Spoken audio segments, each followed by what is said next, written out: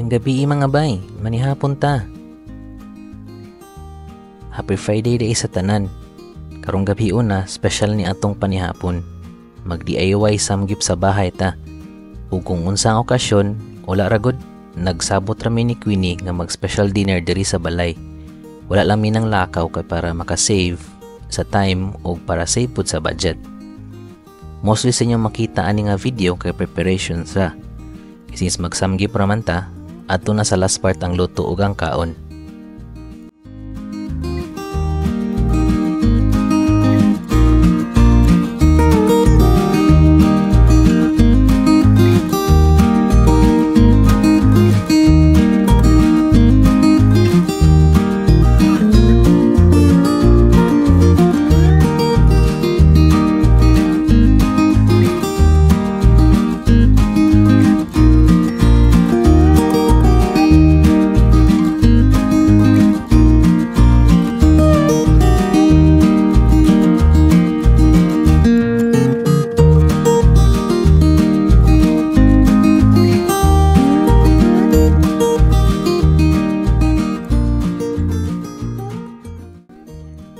Wala di tayo recipe ug ingredients i-share, pero sa dapit sa ending sa atong video, maghatag ko sa costing ug budget sa among sanggip sa bahay.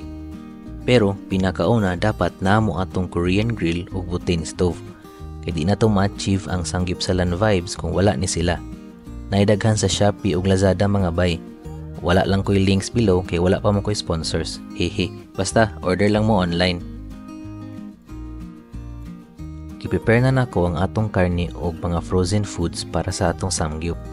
Una, ang pork belly nato gislice na nako og chunks ug wala na ko ginipis kay dali ra buhaton ug layo ta sa samad. Di pa yung ana ka maayo akong knife skills. Ako na sad gi-prepare ang atong sweet ham, longganisa ug ang atong maling para sa atong samgyupsal ug sa kimbap. So mao ni atong mga set of meat para sa atong samgyupsal dinner.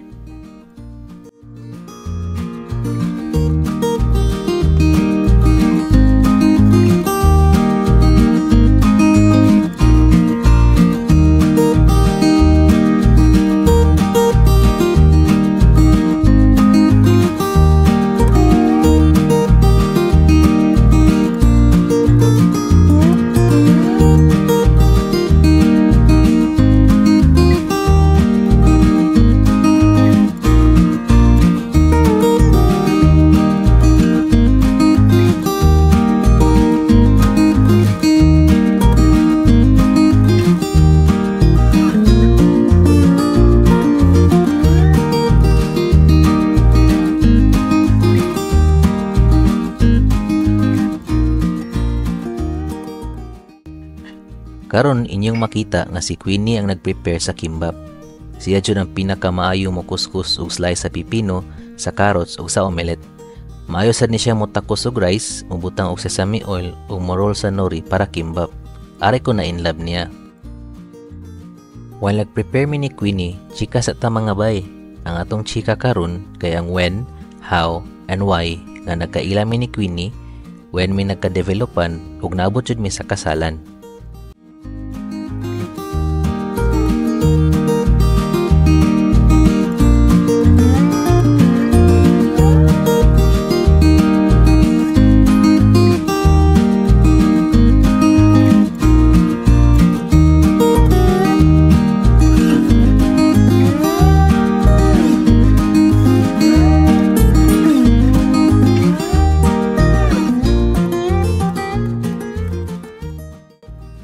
Nagsubo daw ang love story sa usa ka sayop nga akong nabuhat. Sa among previous company, OJT or Data Entry Freight Operator ko, wa si Queenie kay accounts team. Nasayop ko pag-post og invoice. Yan ni-email siya sa akong TL ato nga time ug ni-chat sa ko para ma-fix. Miss Queenie pagani nako siya ato nga time sa Skype. By the way, sayonara Skype, thanks for your service. So balik ta. Ato nag-start ang tanan. Nagkaila na mi dayon. Pero wala pa spark or something. Casual acquaintance lang una. O fun fact, dili siya magpatawag og Miss Queen nako sa una. Pero sa mga new hires nga batch nako, kay okay ra. Unfair, di ba?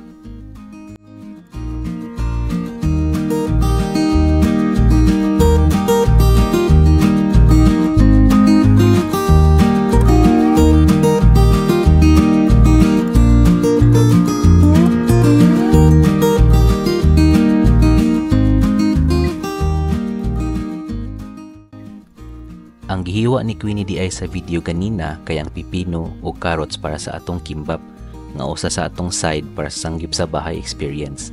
Sayon ra ning kimbap ang pagrolay lisod. Ibutang ra nimo sa nori ang rice with sesame oil o gamayng salt, arrange ang pipino og carrots and maling, then roll. Di ko kamao ani, so si Queenie lang, hehe. So sa kani nga video karon nga part inyong makita ang magic ni Queenie sa pagroll sa kimbap. So watch and learn mga bay.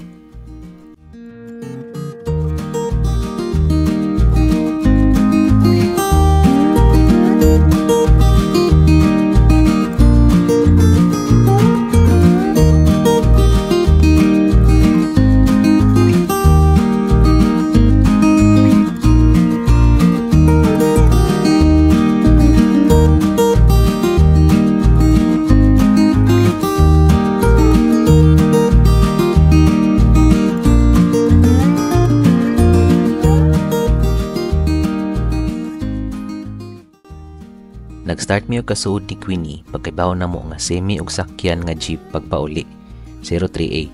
Si Queenie ato nga time kay nagpuyo pa sa wireless subang dako ug ako kay sa kasuntingan Mandawi.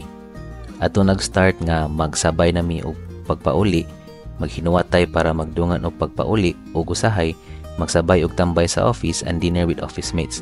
Simple dinner diha sa IPI Kasambagan dapit.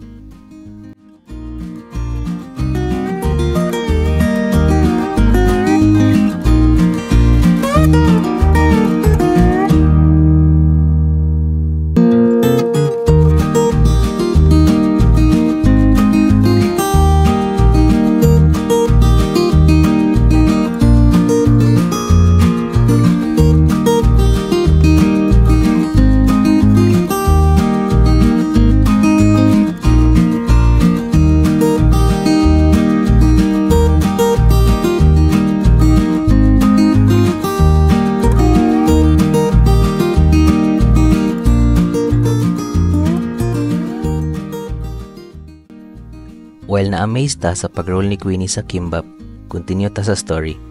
Wala mi nagkauyab dayon. Actually, na ako uyab ani nga time ang akong treatment ni Queenie kay friend pa, office mate and acquaintance.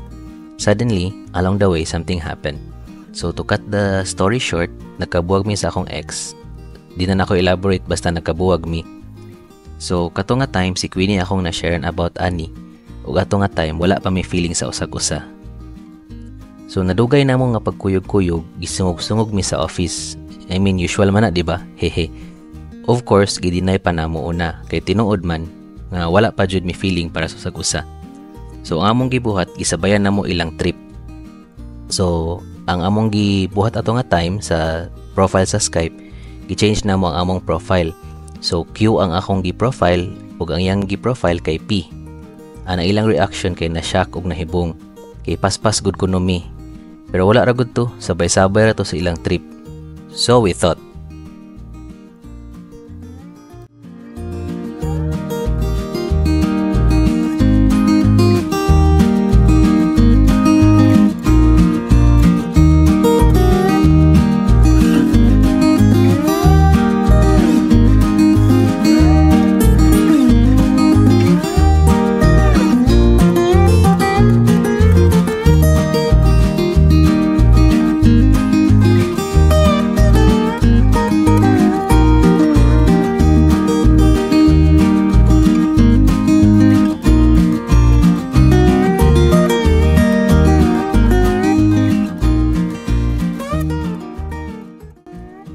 nahuman na nato og prep ang atong meats and ang kimbap mga bay. Then mo ni atong costing para sa atong sanggip sa bahay. So ang atong source ani kay ang atong suking mall. Atong unahon ang atong meats o mga karne sa sanggip sa bahay. Disclaimer, magdepende ang presyo sa inyong source. Kung naa mo source nga mas barato, mas maayo.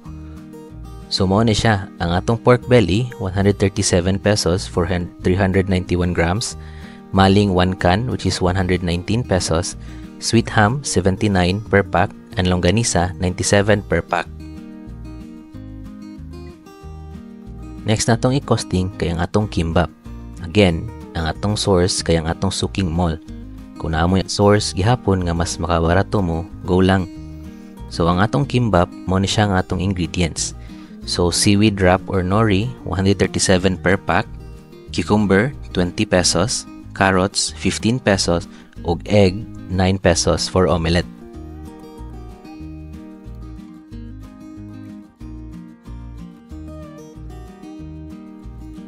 Then last but not the least, ang atong sides and drinks para sa complete sanggip sa bahay experience. So kimchi, 30 pesos. Lettuce, 50 pesos, local source. Rice, 30 pesos for half kilo, and Coke, 67 pesos for 1.5 liter.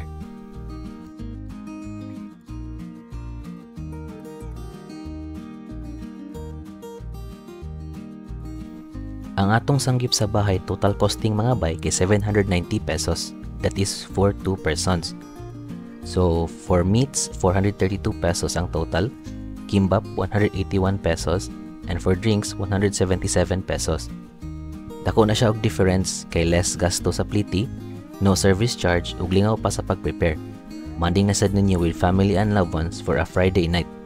Again, kung naa mo mas barato nga source, mas maayo.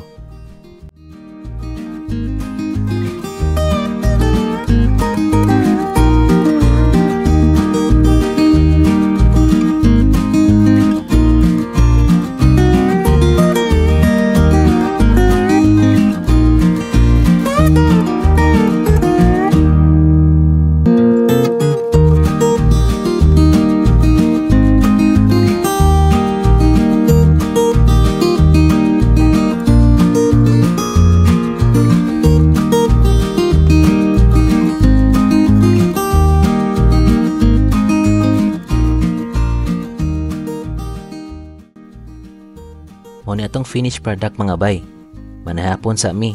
Ay, about di sa among love story, sumao to. Nagkauyab mi ni Queenie and we have been in BFGF relationship for 4 years and now we're on our 5th month as husband and wife. Sumao to mga bay. Like, share, and subscribe niya mo ha. Hangtod sa sunod pa ni hapon. Paalam!